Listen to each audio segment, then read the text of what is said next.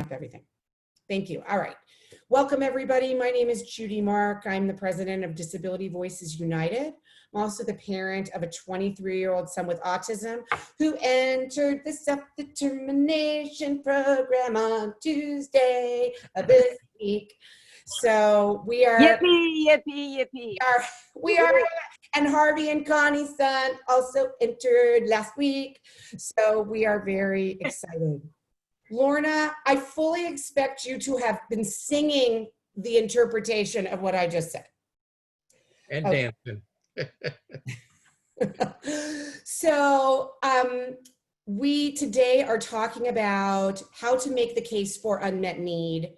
I am really happy to have co-present with me Stephen Hinkle, who is a self-advocate about to enter the self-determination program from the Regional Center of Orange County, who's also on the board of directors of Disability Voices United, and also the incredible couple who are my work husband and sister, which is kind of creepy if you think about it. Elizabeth and Fernando Gomez, who are also the founders of the Integrated Community Collaborative, which works with parents and trains them from around the state to assist them in getting services both from regional centers and other places, particularly focused on the Spanish-speaking community. So Stephen has already asked in the chat if people could put where they're from, either city or their regional center, so that we get a sense of who's part of this call today. So we really appreciate it. So I should also tell you that I have been on the phone all day long with DDS for 2 calls, with the state council and one other group to try to move the self-determination program forward for everyone. So I got the presentation done for today. I got it finished 20 minutes ago and sent it to our other co-presenters, and haven't even sent it to our interpreter. So I apologize to everybody in advance. We're not going to look super professional, but that's what this meeting's about, is a casual conversation to really move everyone forward. We will take questions from you, but the way that you can ask a question is by clicking on participants at the bottom, and you'll see a participant list come up, and then click on raise hand. So you'll see, if you're looking at me right now, I've done that, and I'm clicking on raise hand. So then you can see a little hand next to my picture, okay?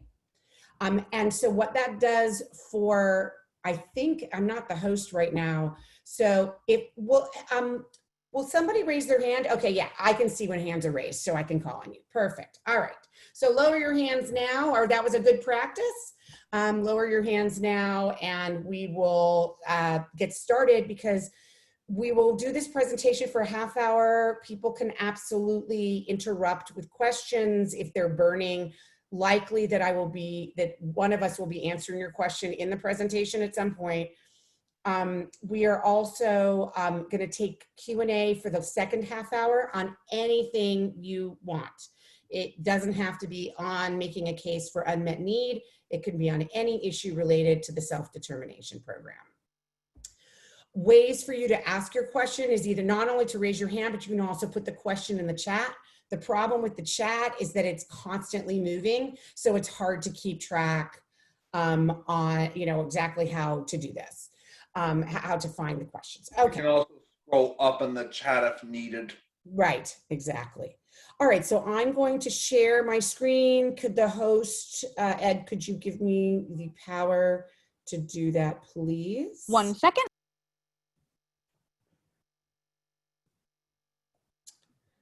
Okay.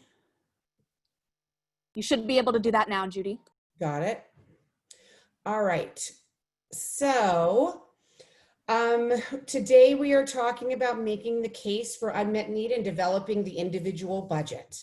Last week, for those of you who may or may not have been on our call, we talked about the difference between the individual budget and the spending plan, which laid the groundwork to dig deeper into the issue of making the case for unmet need. it's obviously a big issue that a lot of people are concerned about. Oh, okay. All right, so just a refresher from last week, the individual budget is based on the last 12 months of expenses, not authorizations, but expenses. So that means, let's say you got authorized to use 50 hours a month of personal assistant hours, but you got sick, or your personal assistant got sick, or you went on vacation. You didn't use 52 weeks of that. You didn't use 12 months of that. So so not all of that money was spent. They're only going to use whatever was spent as the base. It's the base of what you're looking at. If you didn't use all your services, it only starts with what services were used. To get that amount, you ask your service coordinator for your cost statement. Is it sometimes at different regional centers it's called something different, but they'll understand what you're asking for. They should be producing the cost statement for you within a day or two. It is something that is pretty simple to get out the door. The key thing that you should understand when you get your cost statement is that it shouldn't be the last year. So it's not like, so now we're in June, they shouldn't be giving you your expenses for 2019. They also shouldn't be giving you their expenses for the fiscal year, which is July 1st to June 30th, the fiscal year of the regional center.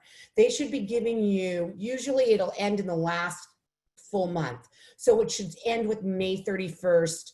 It may also end with April 30th, because in some cases they haven't been billed for some of your services for the month of May. So it may run until April 30, a month before. It may also only include ongoing expenses, and you can challenge this. And I'm going to talk about that in a little while.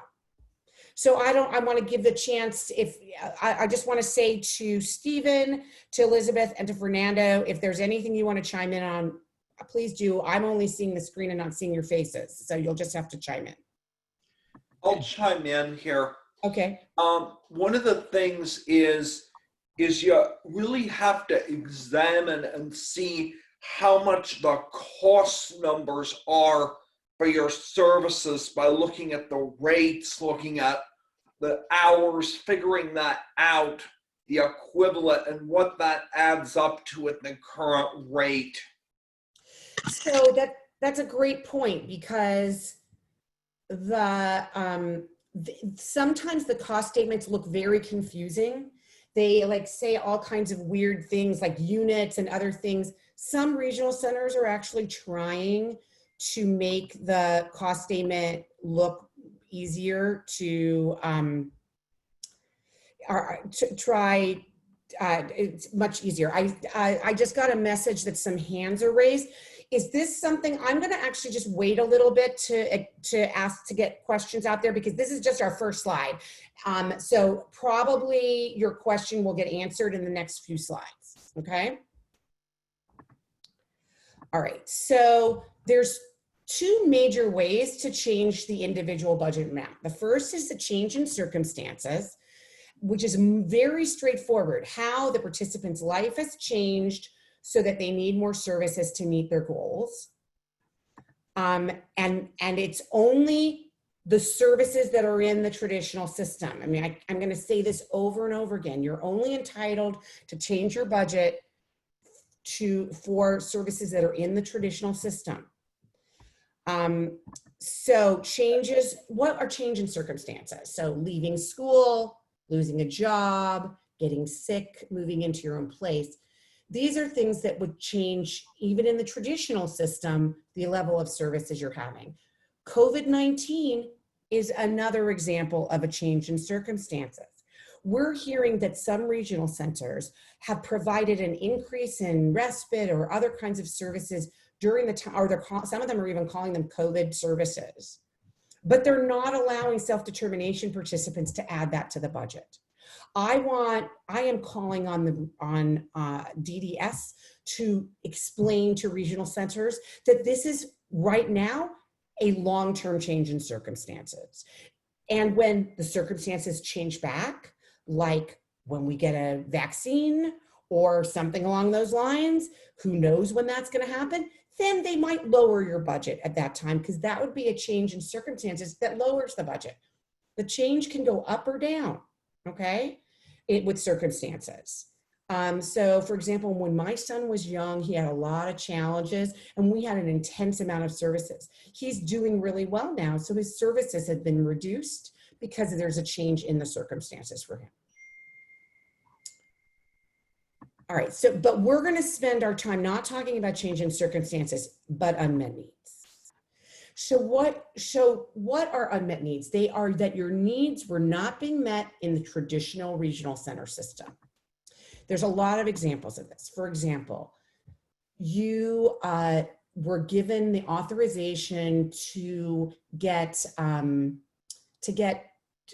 social skills, a social skills program, but the social skills program, the people who worked there didn't speak your language. They didn't speak Spanish, they didn't speak Japanese.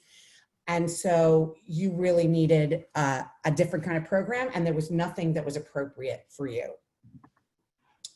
Another example that I love to use is that the provider was too far away. So this is a real story of a family whose child was authorized to get social skills therapy at a place that was several cities away, and they didn't own a car. So they had to get on two or three public buses, travel an hour and a half to get to this place to get their social skills therapy. They were there for an hour and then they had to turn around and come back. And that was too much for the child. And they couldn't keep doing that. So they just stopped using that service because it was too difficult to use. Maybe you live in a rural area and there's only one provider available for those services and they're all full. Or maybe you've been authorized respite and you literally cannot find a respite provider because the rate is so low. I use this one specifically because it related to my son. So my son was authorized at a socialization program. He's an adult, but he was offered a socialization program. And my son does not like segregated programs. He doesn't like programs where you're sitting in a room all day. And so we tried a couple of programs that were offered, and he sat in a room where all he did is play games. They never walked anywhere. They never went anywhere. He hated it and didn't want to go back. So here was a service that was authorized that just wasn't appropriate for him. Another one that we hear a lot about is that the traditional service doesn't work with that level of disability. And that's not necessarily the way they put it. So it could be both that the person has really significant support needs. For example, they may have some challenging behaviors. They may be non-speaking and need support to communicate. And so therefore, this particular program that they've been offered cannot meet their needs because they have high support needs.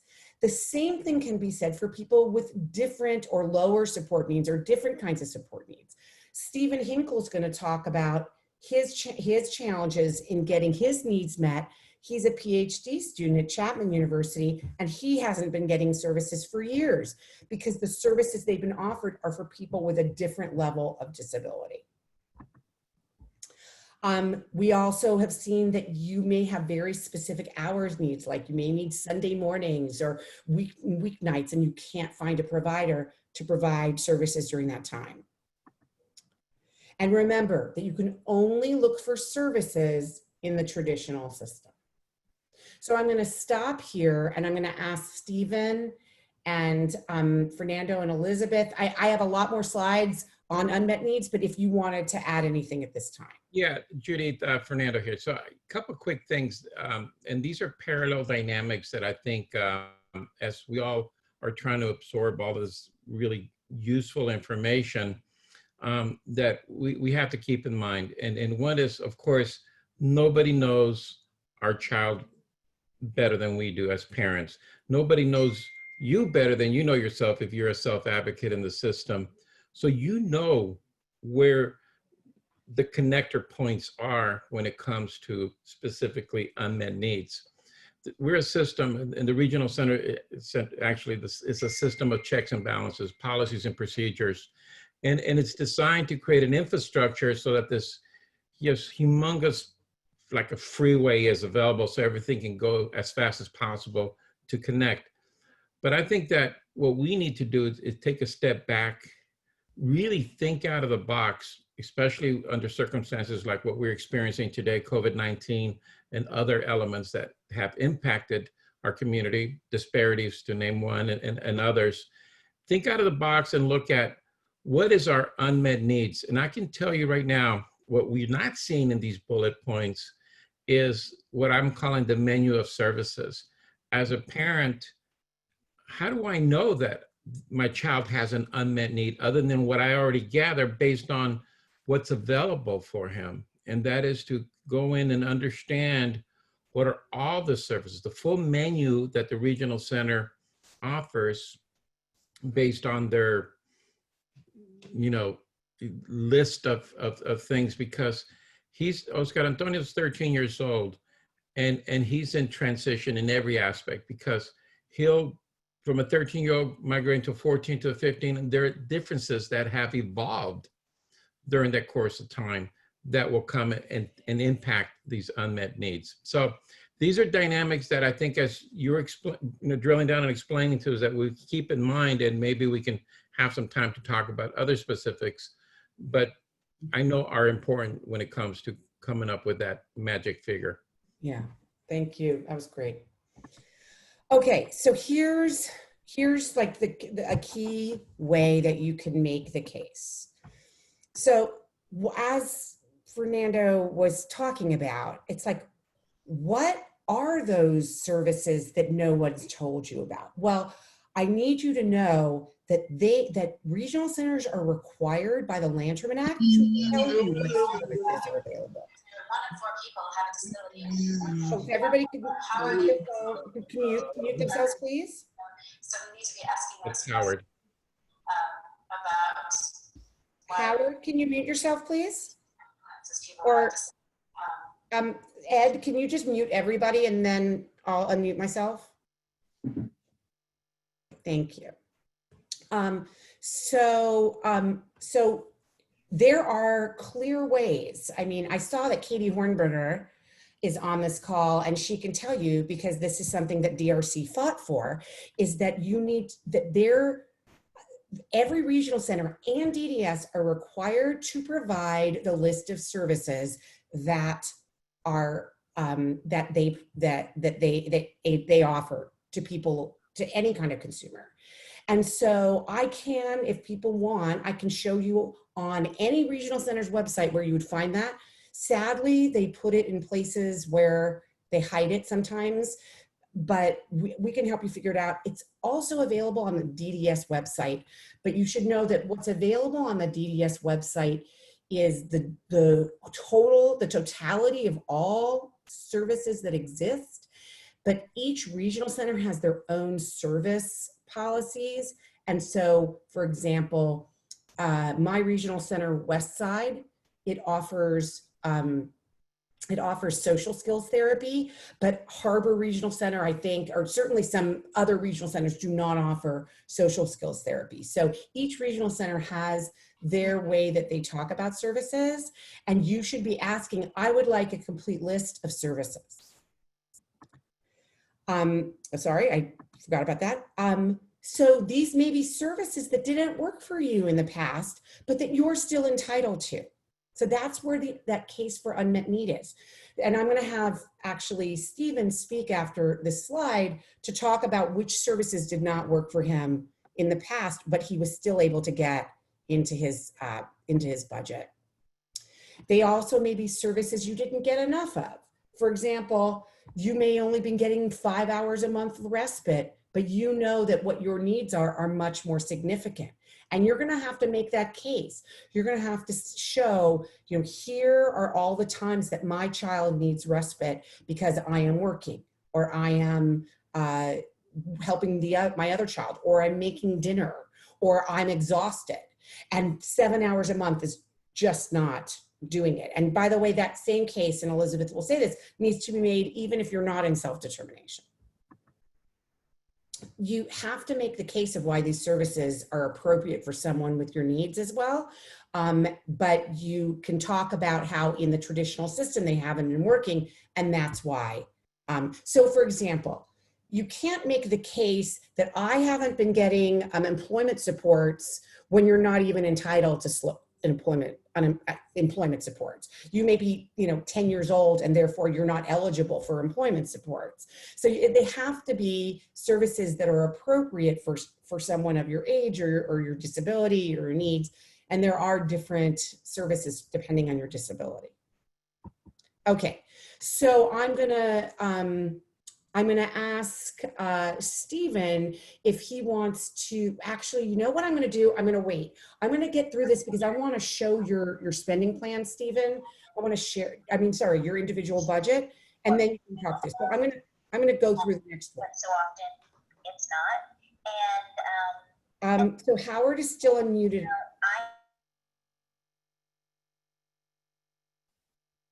Okay, now I'll unmute myself. Okay, so the budget tool. I'm going to go through this rather quickly, but you need to understand it if you're making a case for unmet need. Most regional centers, not all, but most regional centers are using what's called a budget tool that is that was developed by DDS. It could not be more difficult to understand and more bureaucratic. So I've tried to create a slide that kind of explains it, but you need to understand it, particularly for those of you who are independent facilitators on this call, you really need to understand this. So it starts with the total amount spent in the last 12 months. We know what that is. That's based on that spending plan. It's based on that cost statement, sorry. They add the amount if the budget doesn't include costs for 12 months of services. So for example, you may be a new client to the regional center, and so therefore you may only have 6 months of services. They would do what's called annualize it. So they would make it into 12 months. They would also add the amount of group services. For most people, this isn't relevant, but group services that don't end up on your budget are things like group work programs or group transportation, where the provider charges not at an individual basis, but on a group basis. And your regional center should know that, but you also need to be educated on it. You're supposed to add the amount of traditional services that are new and needed because of changes, circumstances, and unmet need. And then you subtract the amount of services that won't continue or are different. So let's go through that. So first you say how much was spent on the participant. So you're adding this cost of services did the cost of services increase over the year? So this is a good example. This happened with Tim Jin, where Tim Jin was using a supported living agency that was at one rate. And then in the middle of the year, it was determined that he needed to use he changed to a different supported living agency, and their costs were higher. They had a higher contract with the regional center. So those costs increased. This also is important because some of the rate increases that many services have experienced over the past year. So your budget has got to include what the rates are in today's rates, not what the rates were a year ago. You need to add and determine the cost for newly identified needs and services, which we've gone over, and also to determine the costs of services purchased under group contract. Okay, this looks really bad. I don't know why, but I did it really fast. Okay, then there are some things you're going to subtract.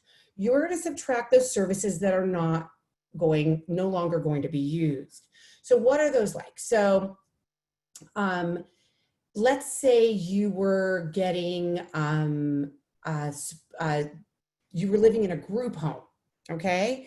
And so the group home is an expense, let's say the group home costs $3,000 a month. But at some point in your past year or in the future, you're planning on doing something that's more individualized, like supported living services, which has a different expense. You need to annualize or make a year of expenses of that supported living service amount, but you have to subtract out the costs of the group home that you lived in because you're not using that service anymore. I know that's a little bit complicated, but it's really important because your regional center may come and say, look, we subtracted this amount, and I don't want you to be upset because you need to understand that you're not using that anymore. Services, you also subtract the services that are available through this while you're in the self-determination program, but are not included in calculating the budget. What are those? So for sure, they are the money that you've gotten to do your initial person-centered planning. So you may know, and you should know, and if you don't, that makes me sad, that every self-determination participant can access up to $2,500 to pay for a person-centered planner to help you develop your first person-centered plan and spending plan and help advocate for your budget. That $2,500 or up to $2,500 is a one-time expense. You are not going to get that funding in the future. That funding would go out of your individual budget as part of your expenses for an independent facilitator. So that money would also be subtracted. Other things also are the paid internship program. You will continue to be eligible for the paid internship program once you're in the self-determination program, but that is going to be in addition to the services that you have through the SDP. Okay? So this I know looks confusing, but this is what we see that regional centers will be using. So that baseline amount, which is the last 12 months, the changes to the rate, so you're increasing that, the cost of services for 12 months, if you didn't have 12 months of that service, the newly identified needs and services, the unmet need, change in circumstances, and anything purchased under a group contract. So all those amounts are added together and it gives you a subtotal. Then they take that subtotal and they subtract these amounts. Services that are no longer going to be used, services that are available in the SDP but not included, like the $2,500 for your person-centered planning. And if there was a rate decrease, you would subtract that. Okay. I am actually going to skip the certifying the budget. We talked about that last week. And this is just the final one. What is the relationship to the spending plan? They are totally different. The individual budget is just a dollar amount. It's important you understand what went into that dollar amount, but once you agree and have a certified budget, all it becomes is a dollar amount. So let's say you came up with $25,000. You do not have to then take the services that you got in the traditional system and relate them. There's no line that needs to be drawn to the services, items, and activities that you choose in the self-determination program. I'm telling you this because regional centers are getting this wrong. They're saying, okay, you've had respite, so what are you going to call that in the self-determination program? You don't have to call that anything because it's irrelevant. Or you got it supported employment. What are you going to call that in the self-determination program? It doesn't matter. It just, once you've kind of agreed on an individual budget, then you can just take that dollar amount and do what you want, based on the rules that exist in the self-determination. Okay, so I'm going to stop sharing my screen because I'm sure there are a million questions. But before I do that, I'm going to ask to give you a reality check of what Stephen has done so you can see what he's been talking about, and then ask Fernando and Elizabeth as well. So while you're starting to speak, Stephen, I'm going to share screen and put up your spending plan. That is not it. The prices are going to be unbelievable. Go ahead, Stephen. Computers, technology, Sony. Meet your Mike Howard. One of the things I wanted to say here is that I had a really hard time for years with the regional centers for a long time, my budget was zero or almost zero. They only paid for some dental and I think a conference and some other things. There was almost no services that they were offering, and there were times where they offered a few things and they sucked badly, as in were not even appropriate for what I needed. Who they offered for counseling, who they offered for try to get support for marketing, for Yeah, I mean, oh, sorry. Go ahead, Stephen.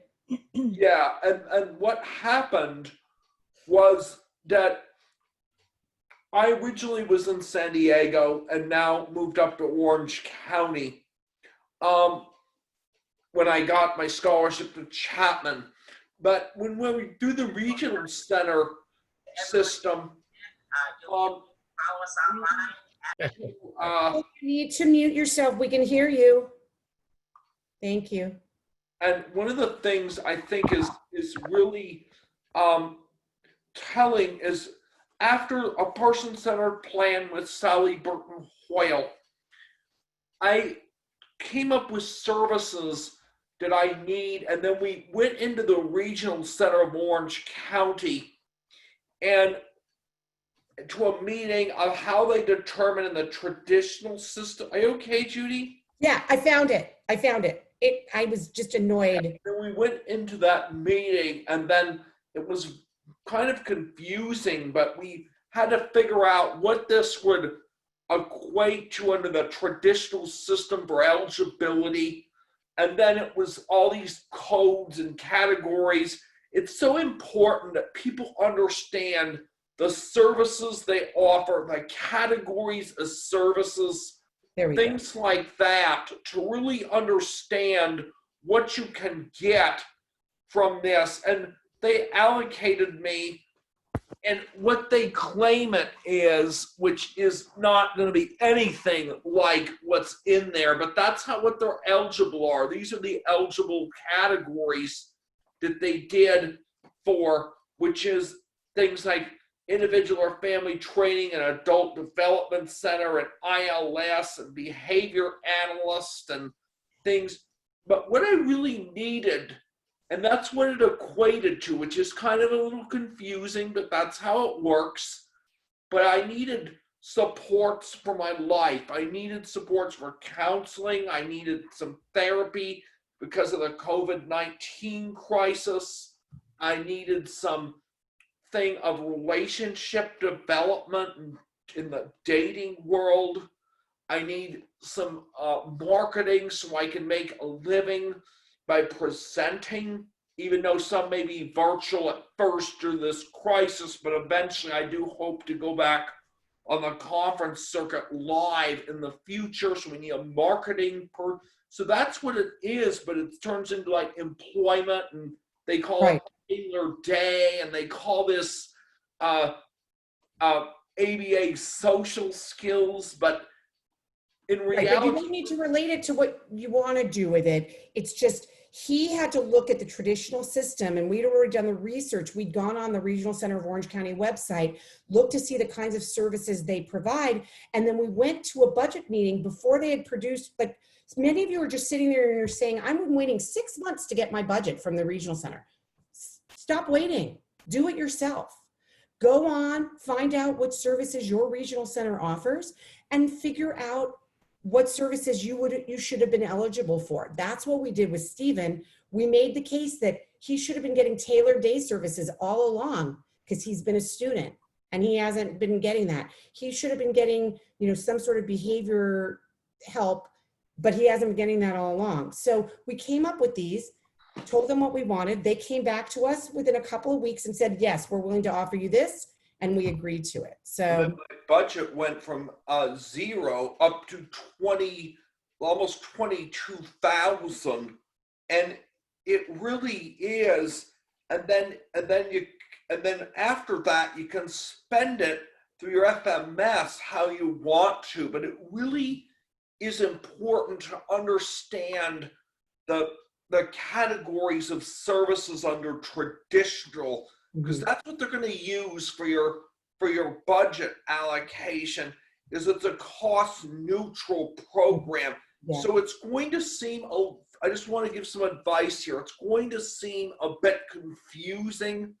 It might not be an exact match to what you intended your self-determination for, and that's okay.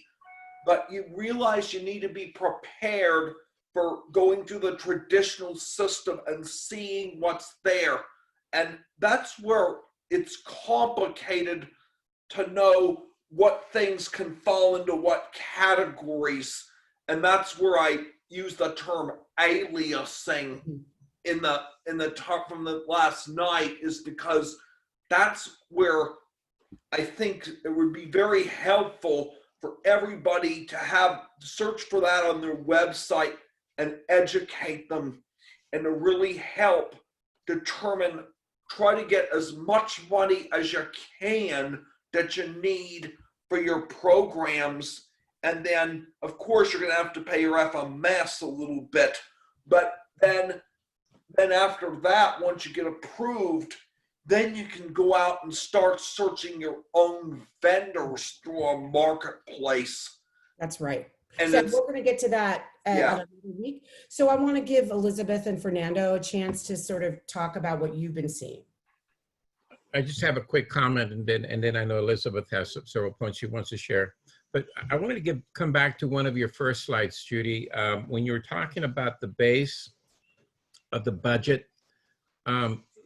It was focused on what was spent, not allocated, the used.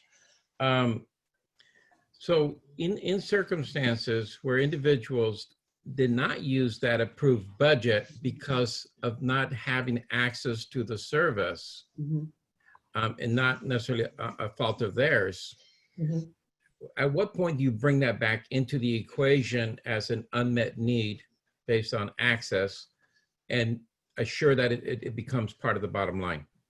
I mean, that to me is the best case for unmet need right there. Yeah. If you were authorized a service, there's no way you could access it for a whole range of reasons. And, but there's also just people who never got authorized any services too. So that's actually, a harder case to make. Exactly, because in listening to Stephen, who understands the system very well, and understanding his point about the alias, and here again, then going through each regional center system, looking at their services and their service codes and the differences. I know that it's not an easy thing. I think the importance is to having the right team to help you understand just where all those touch points are and make sure that they become part of the equation. So Right. I know Elizabeth. You have to run over. Oh, there she is. I know. We're all at home with our kids. Yeah. Sorry. No worries. I don't want you to hear the background noise. Okay, so thank you for, to me, SDP Connect is amazing because it actually talks to all of this very important things that we all need to start talking about. So because we work with a lot of the families who have 0 to low POS, and we've been working with them for several years, I have to tell you that what we currently do is we navigate the current system, and we work and we help families work on their goals and the things that they need, they were not aware of, so that we can talk to the regional centers about specifically the unmet needs for these families. So one of the things that I want to talk to you about is that when you have families who is not really about the menu of services, it's not about, because a lot of them, you can give them a menu and you can tell them you could ask for the services, but when they come to request the services, they still get a no. The families are still receiving that denial. And so it triggers a process where you have to spend weeks and weeks and maybe months even asking for one service. So in my opinion, Unmet Needs goes even further into that with a certain group of families. And we have been experiencing this. So I think that it is important through this this conversation to leave families with an actual a pathway, something that they can use, a tool that they can use to be effective in how they ask for these services, because it's not really always about the menu of services. And I think it's important that we make that a pause and talk about some of these things, Judy. So I think for the families who are listening, who are experiencing this specific barrier, I want to tell you that there's a couple of things that you need to do immediately. And so you have to find a really good independent facilitator that can help you navigate the system. Now, when you find don't look for the person with the titles and with all the, the information that you think that they have.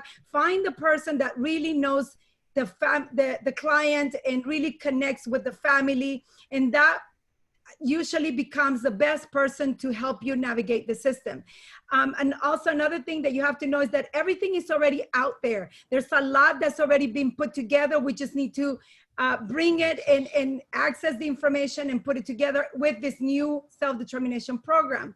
Another thing is you have to make sure that you connect with all the networking that is happening, including the self-determination advisory committees. You have to attend all these meetings and make sure that you're staying informed, even as what Judy's doing right now. So a lot of these things are extremely important to mention right now, because families get lost in the process.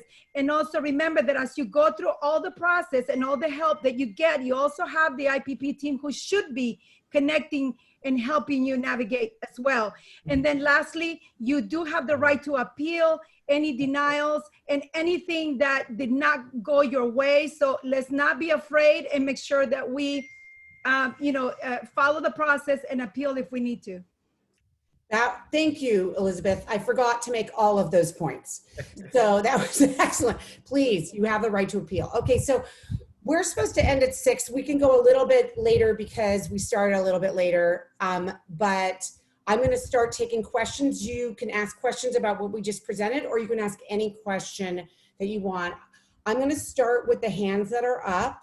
I see Sandra. Did you want to ask a question? I just wanted to know if last week's was going to be available somewhere. Sorry. Yeah, we are. We're going to get all of we're recording all of these SDP Connects, and we are going to make them available on our Interchange website. So we have a self-determination interchange website called theinterchange.org. Make sure you put the word theinterchange.org. There's one on self-determination and one on communication access, and choose self-determination, and you will see that we will list all of our webinars, or all of these SDP Connects, and we will also have lots of other information and a forum for you to ask questions of each other or of us. Okay, thank you, Sandra. Carol's iPad, you're next. Okay, so I'm going to try and put this question right. It might not make sense, but we're doing our budget right now, and my argument is they're saying that because on the budget they're using the baseline of what was paid, not what was approved, but it was given to us as a Band-Aid. My son was highly under whatever it's called. So if we add back those hours that he didn't get that were approved because there was no staffing, my budget would be higher. And they're saying, no, you can't do that because you're not using those anymore. Oh, I can't hear you. You're not using them anymore, Carol, for what reason?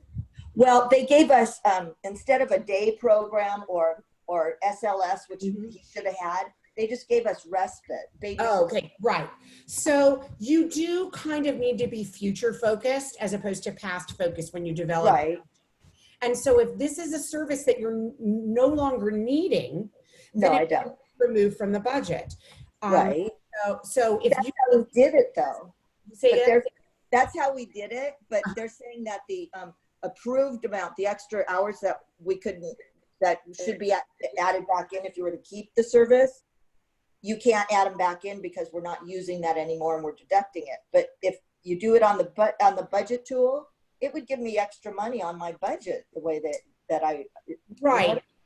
but it's based on your needs that are in the traditional system at this current time. Okay. And into the future, It's like if you are not getting any kinds of services that you should be getting, you should be having an IPP to determine what those services would be in the traditional system. That's basically what we did with Stephen. Is we mock IPP for the traditional system, establish what those would be in the future. So even if it's a service that you provided in the past that you found to be unnecessary, it won't necessarily be added to your budget. So yeah, I get it. Remember, self-determination is not a way to get tons and tons of money. It's a way. Well, I wanted to go shopping. Yeah. It's a way, it's actually supposed to be cost neutral across, not for each individual. And if every single person goes into self-determination and gets a substantially higher budget, there is going to be serious problems. Right. There's got to be some people who are keeping within their budget range, or even some people who are spending less because they're no longer using giant and providers, and instead they're hiring staff directly. Okay, well, thank you. I just needed clarification. Thank you, Carol. Maria, you're next. Yeah, I'm here. I have a question. You say that you recently got accepted for the self-determination. So I recently got my application. I was on the meeting 2 weeks ago, I think, and I submit all my information. So it's gonna be like for us who recently got the application. It's gonna be soon, or it's gonna take more time for get approved. That's because maybe you should. I'm not sure what you mean in application. Say it in Spanish, and then Elizabeth and Fernando will understand. No, she's talking about the waiting list. Oh, you're talking about the waiting list. The waiting list. When they added themselves last week to the waiting list. Well, we lost that fight. We lost that fight. Wow, I didn't know. DDS did not accept the language that the legislature, or the governor, I should say, and DDS did not accept the language to expand the self-determination program. I'm very upset. I actually had a conversation with DDS about it today, that there are so many people desperate to get in. I would say that our battle we lost this battle, but the war is not lost, because I still believe that we can get more people in. There's a part of the self-determination law which says that DDS can expand the number of people in the self-determination program anytime they want. They require an approval, but it's an easy approval to get. And so because of that, we can still keep fighting for it. But right now, what the DDS said they want to focus on is removing the barriers for those people who've already gotten in for the first 2,500, because so few people, there's less than 200 people of the 2,500 who've gone in. So we need to work on that. All right, Isn't it open to everybody at a certain date, I think, still? June 7th, 2021. So we're less than a year away, but we have a lot of work to do before we get there. Okay, I just wanted to clarify that for people. Thank you, Stephen. I see Connie or Harvey Lapin, and then David Oster. I see your hand raised, and we'll get you after. Go ahead, Connie or Harvey. Yeah, Harvey, I want to clarify something. I do a lot of homework, and I plagiarize a lot, and I know what's happening throughout the country. At first, when we talk about the budget, every place, because of the unmet needs, has been an increase in budgets. Then it goes down as trust is there everywhere.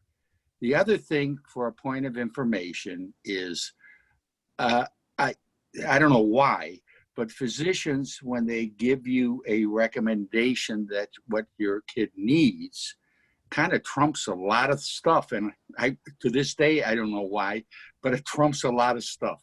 So if you have someone who knows your kid well, a doctor, MD, it helps. That's it. For unmet need. Right. Thank you. Right. Thank you. Helpful. Okay, go ahead, David Oster. I just spoke to Wendy today, and she would like to get started, so we're going to go on Zoom. And- Awesome. That's great, Yeah. David. It's about And, time. You need to get started, David. The 25th, 2 o'clock. Awesome. All right. So when you have your person-centered plan, let me know, because I How want does to. this go? I mean, Yeah. how does this go? Because I don't want to waste money. I don't want to waste funding. And then, you have to save, you don't want to waste, I want the vote to go in a straight direction. Exactly. Okay, so I don't see any other hands up. So I'm actually looking through the chat because I know there were a lot of, oh, Connie, go Judy, ahead. sorry. So just to remind everybody how you can raise your hand is you go down to the bottom of your screen, click on participants, and then it gives you the option to raise your hand. Okay? Okay. Go ahead, Connie. I'm laughing because I was thinking, anyway, well, I want to just. Here's the reason, guys. We have 110 people on this call, Right, and sure. I'm only getting to see a few of you on the screen. So you At a time. Okay. Yeah, So here's my question, and I think Stephen had the same point. The quality of service in terms of unmet needs. This has been going on for years with my son. Transportation, when he was little, they'd offer him transportation, but it might take an hour and a half. So it was like, it doesn't work. Now that he's an adult, they offer him counseling, but the counselor that they give, or, even if we switch around, they don't have experience with autism. The same for the one-to-one assigned in a day program.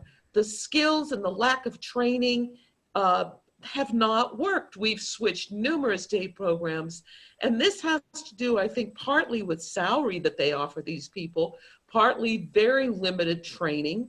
And so basically that's a huge unmet need because he can't make it because the staff is just not skilled enough. So is that considered an unmet need? And I know it has to do with money, so it's not cost neutral. Can I join in on this a little bit? Wait, hold on, Stephen. I think this is really, a lot of this is related to supported living services where or to even respite, where is this what you're talking about, Connie, where the salaries or the hourly rates that are paid to these folks do not, are you not or able even in supported employment, it could be Right. supported, Right. anything. If that person lacks the skills and the person has behaviors, Right. or even when they send in a behavioral consultant, if they're sending in people that aren't too skilled, like even the crisis response projects, the people I see have very little skill. It Right. doesn't meet the need. I'd like to join in on this, Judy.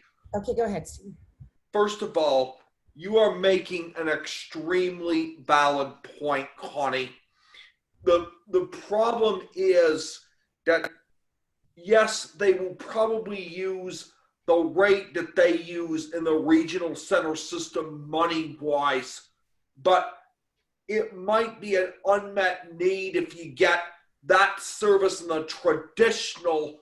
You can then go in your self-determination budget and then get a counselor in. And I want to speak to the quality because it just, the problem, I have experienced that exact problem myself with like 2 or 3 counselors that they gave me that were sucky, and had no experience of autism and no experience with the level that I needed. It was just awful. And sometimes I wonder how much money is wasted on these sucky services. That's the beauty of self-determination. Once you get your budget, go shop for who you need that meets your needs, whether it's on their list or not.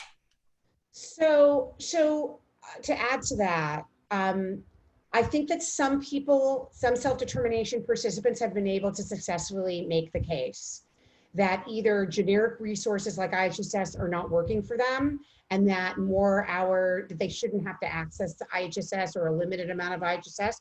Some people are making the case that the current hourly rate of supported employment or respite cannot meet the needs of a person because of certain challenges they have. But that is honestly, it's going to be a very hard case to make. The reason why it's going to be a hard case to make is because you will be treated differently in the self-determination program than you are in the traditional system. And regional centers are going to try to stay away from that. Think about it. If you're in the traditional system and you're saying, IHSS is not working for me, I should be able to get all of our hours in supported living because they're at a higher rate or they're at a better skill set.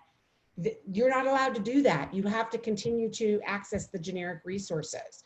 So there cannot be that people in the self-determination program get more than people in the in traditional system. So while I have seen some people successfully make that case, maybe at regional centers that are a little bit more generous, I'm going to say that that is going to be a challenge, and that I haven't seen a case like this yet go before an administrative law judge. But I think it's going to be hard to make that case. So I just want to put that warning out there that it's going to be tough. I'm going to keep going because it's almost 6 o'clock. I want to, Sunny Charnes, you can speak now. Hi, Judy. Thank you. So I was wondering if you could talk a little bit about average rates. So the average rates are used if you're adding a service for an unmet need. It's an average rate is used, but I'm wondering specifically if there's any transparency around that, because at least one of my clients has received like an average rate for a new service for an unmet need or a newly identified need. And even in the traditional system, we can't find providers that will accept that low of a rate. So I'm wondering, like, how could this be an average really? So you're muted. This information is very transparent. If you go to the DDS website, you'll see that if you go to DDS and then you go on services and then you go, what is this? Reimbursement weights. Okay, so what we're seeing here is regional centers, vendor provider information, vendorization process, reimbursement weights. It's so hard to find, but we can put this link somewhere here. I can put it in the chat afterwards.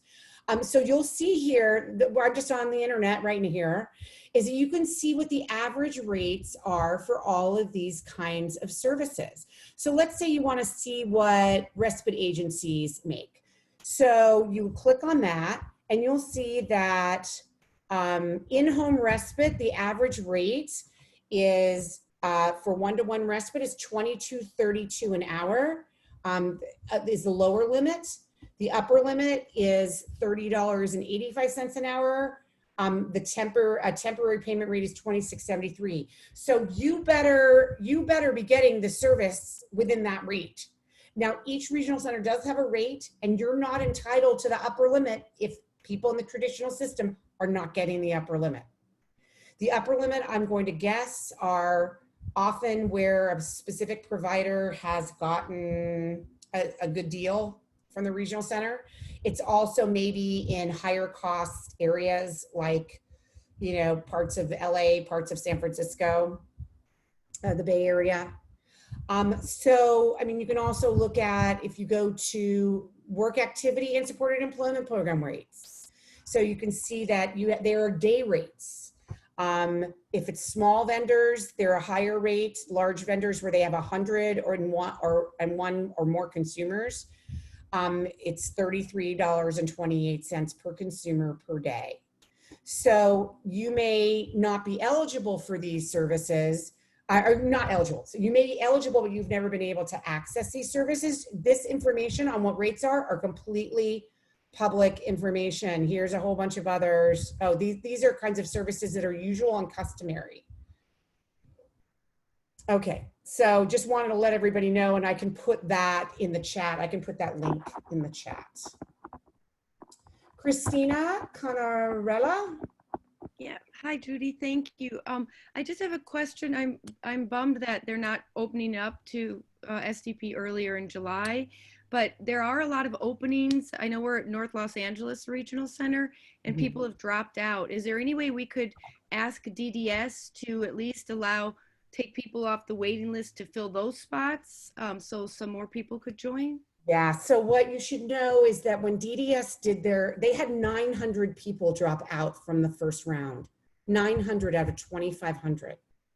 That just shows you the amount of barriers and complications that that people perceive in self-determination. So what they did is, even though they had 900 people drop out, they actually chose, I think, 1,200 or 1,300 people last November. So they over-selected, knowing that some additional people will drop out, as well as some of the new picks would drop out. So what DDS would argue is that they've already done that, and they're not going to be able to get people off the wait list. My feeling is this, and I feel terrible because I have been the biggest fighter to get people off the wait list, and in some cases not getting the kind of support we should get from a lot of people. Although I very much thank DRC and the State Council for being behind us on this. But if those of you who are here who are in the program and not on the wait list, we got to get you guys in. We got to figure out what your barriers are. Because if you don't go in, then it is harder for us to make the argument to get people off the wait list.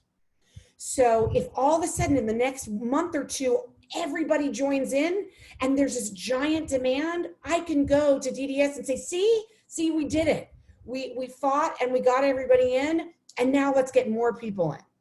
So, so that's really critical. Okay. Okay, thank you. Thanks. Okay, Francisco. You can unmute yourself. Hello? Yes, go ahead. Yes, okay, yes. Just by giving a quick look at the tables that you were showing, the rates, it says that some rates that they're not real, they're not being paid right here in the city of LA. So how is that? Like showing some $30 and something, and then we are looking payments of about $14, $14.25. Okay. So what's going on? Right. So that rate is what's paid to the agency, not paid to the actual worker.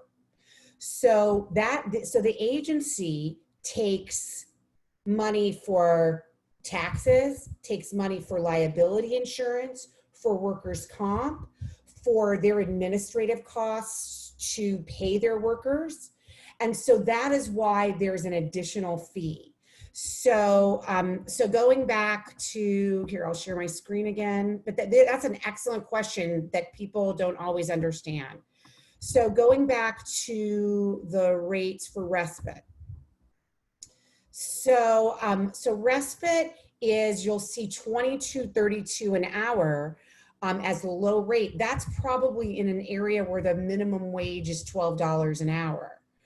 Because you're generally making just about minimum wage when you're providing respite. The $30.85 may be in the higher cost areas where the minimum wage may be $15 or $16 an hour. And all the rest of that money is going towards taxes and towards insurance, workers' comp, and the administrative costs for that agency. So, but the great thing is this, everybody, is that you get that full amount in your self-determination budget. So even though you may decide you just want to pay your workers more, so maybe they're making $14 an hour now, but you want to pay them $17 an hour, you can do that because you may be having an hourly rate of $25 an hour that goes into your budget. That's the great thing about the self-determination program. I hope you understood that. Catalina, and we're going to Thank you. Catalina, and one more question after that, and then we're going to stop, but we will reconvene next week. Go ahead, Catalina. Catalina, you need to unmute. Yeah, I did. Well, one of my questions is like, we have to apply for that, or they gonna do the last time they gonna do the lottery to see which is gonna be in there, or we have to apply? So right now, the only people who are in the self-determination program are the people who've gotten a letter. I can show you because I keep it up on my wall because I'm so happy that my son got in November, and you would get an official letter from DDS saying that you're in the program. Those are From the November last year. people that are in it. Yes, last November, or you might have gotten in October of 2018. So the first 2,500 were picked in October of 2018. Then they picked an additional 1,200 people last November. And you on the can, wait list. and if you can type in your regional center or DDS ID or whatever it's called into the DDS website, it will tell you if you're eligible for self-determination. Or if you're on the wait list, it'll tell you that. And if you are, then to enroll in it, what you do is you contact your regional center counselor, and they'll start the process. Usually have to go to orientation and some other things as well. I'm just seeing a question from the chat. Well, according to the what they says, the person who was asking to you before I was raised my hand, he says about you said about he can pay a little bit more to the person who's gonna do the job. What about the rest? If they pay 30, like 22 per hour, and they're gonna give it to you 22, but you're gonna pay 17. How's gonna go the another extra money? So the extra $5, some of it's gonna go, you still have to pay taxes for these people and you still have to have insurance, but that's maybe only about $2.50. Oh, okay.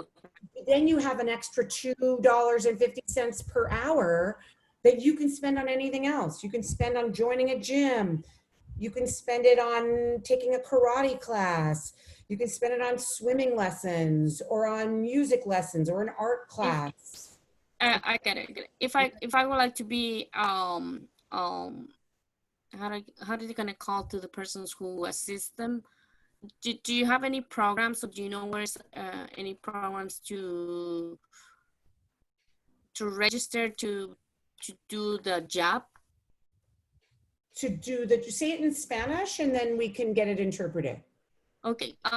Si yo quiero hacer a trabajar para alguien y hacer todo este trabajo, ¿hay alguna, tienen algún lugar para registrarse, para aprender cómo ayudar a alguien más? Como si yo tengo a alguien más que yo quiero ayudar, yo quiero ser la representante de otra persona.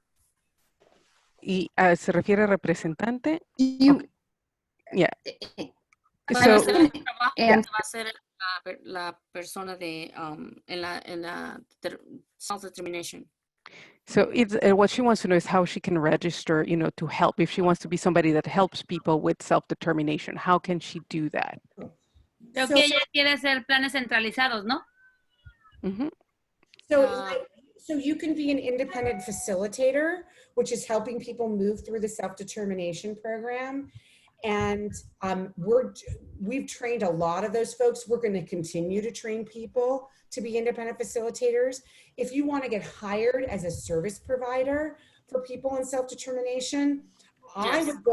I would go on these calls. I would go to your local regional center's local advisory committee and go to those meetings and say, hey, I'm available to do this work. So I think there's so many opportunities to work here. Yes, and the other thing you can do is become a person-centered planner. That's the other thing you can do. Right.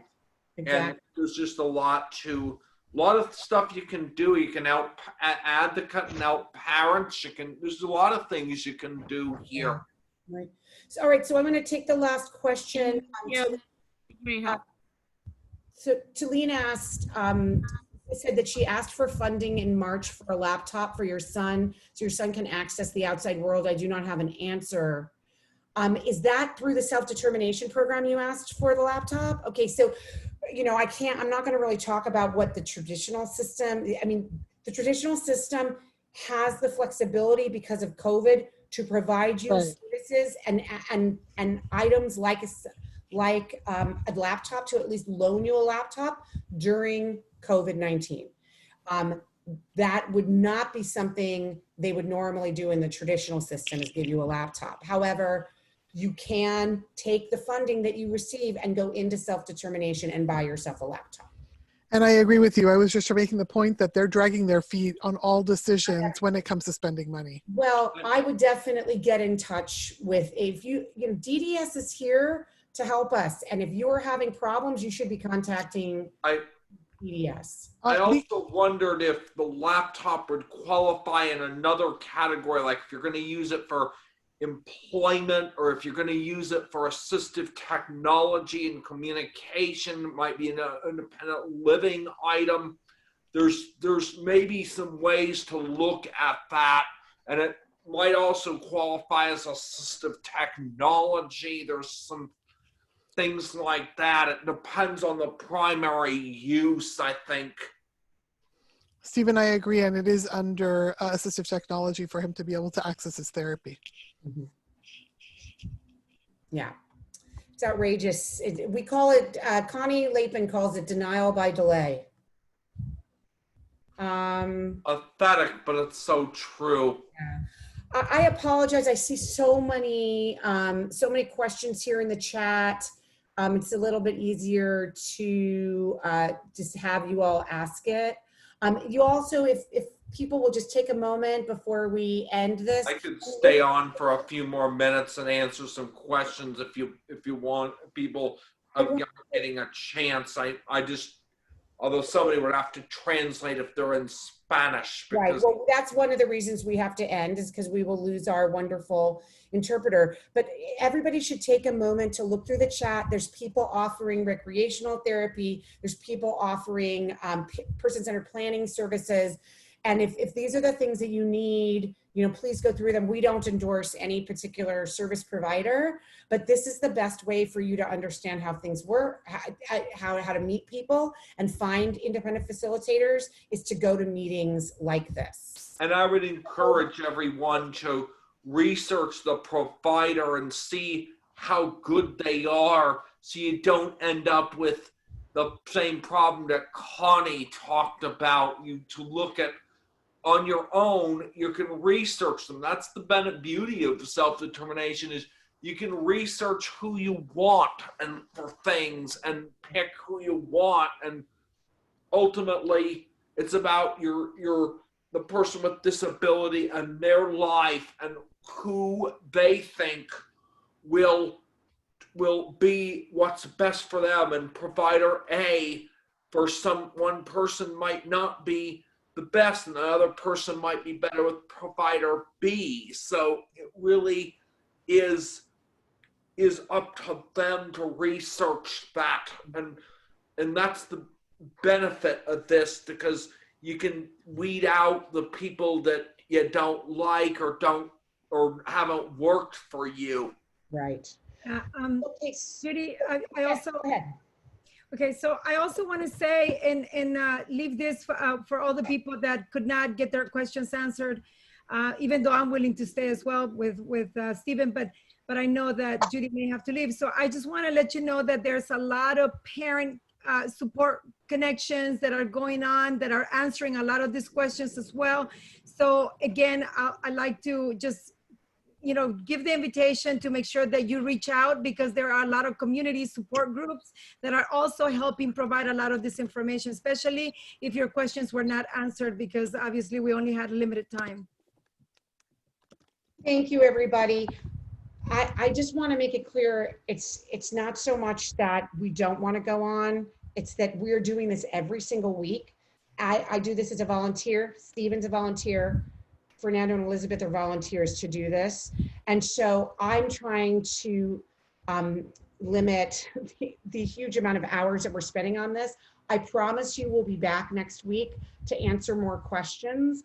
And you are also, you know, welcome to get in touch with Disability Voices United at info@dvunited.org by sending us an email. So I'm going to end it officially right now by ending the recording, as well as telling everybody to please join us next Wednesday. Please spend some time looking through the chat, because there is an independent facilitator training in Northern California. Well, I guess it's from anywhere, as well as some people who are independent facilitators and service providers, and please jot down their information. thank you everybody so much. And Ed, you can stop the recording now. Thank you so much. Okay, everybody. So thank you all. You're welcome to